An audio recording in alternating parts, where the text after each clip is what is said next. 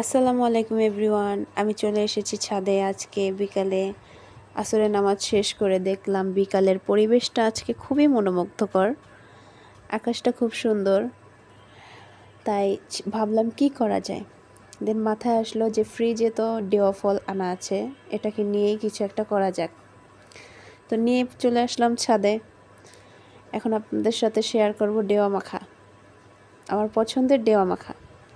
প্রথমে এগুলোকে ধুয়ে ফ্রেশ করে নিয়েছি।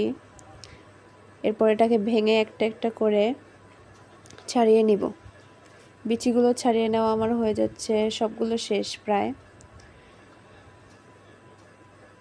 এই যে এখানে সবগুলো ছাড়িয়ে নিয়েছি। যেহেতু আমি ঝাল খাই বেশি, সেহেতু এখানে 1 চামচ পরিমাণ মরিচের গুঁড়ো আমি দিয়ে দিয়েছি।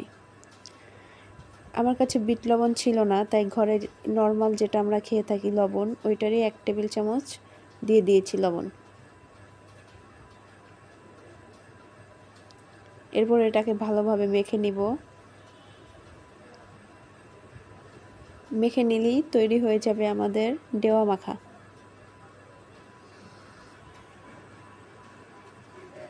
এই যে আমার মাখা হয়ে গেছে,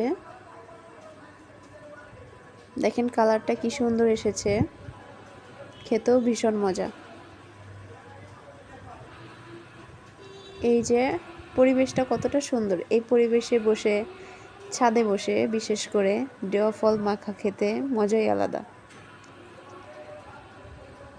এই যে এখন আমার ডেওয়া মাখার ফাইনাল লুক। কমেন্টে জানাবেন কেমন হয়েছে এবং আপনারাও ট্রাই করবেন। তো আজকের ভিডিওটা এই পর্যন্তই। আল্লাহ হাফেজ।